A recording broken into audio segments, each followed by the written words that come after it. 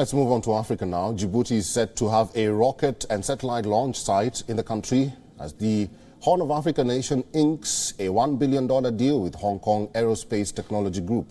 The project also includes the construction of a port and highway of international standing in the northern region of Obok, which will be used for the transport of materials necessary for the development of aerospace sites.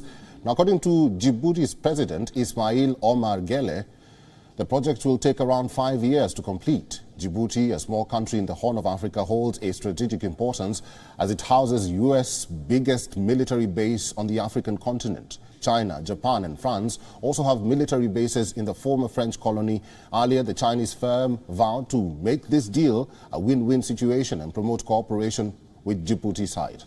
Recently, China and many African nations have increased their collaboration in space, and China has passed this responsibility to Chinese astronauts. Experts say Beijing believes Africa can help it play in the global space race.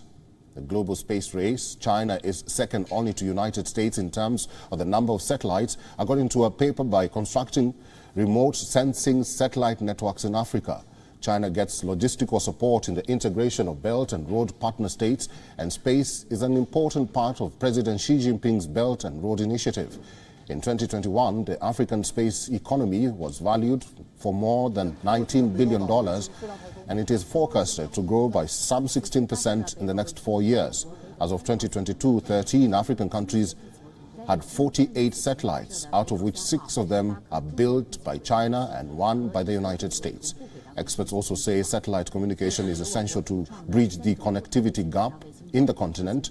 But the African space program has been a matter of debate and sometimes even concern for some Western countries, as it raises the question of providing aid to African nations after Hurricane Katrina slammed into America in 2005. The first pictures were not provided by a NASA satellite or other space agencies of other rich countries. It was a small Nigerian spacecraft that had been launched from Russia.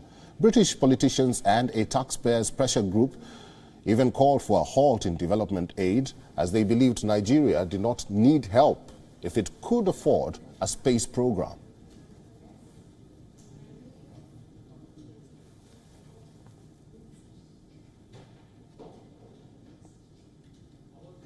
WION is now available in your country. Download the app now and get all the news on the move.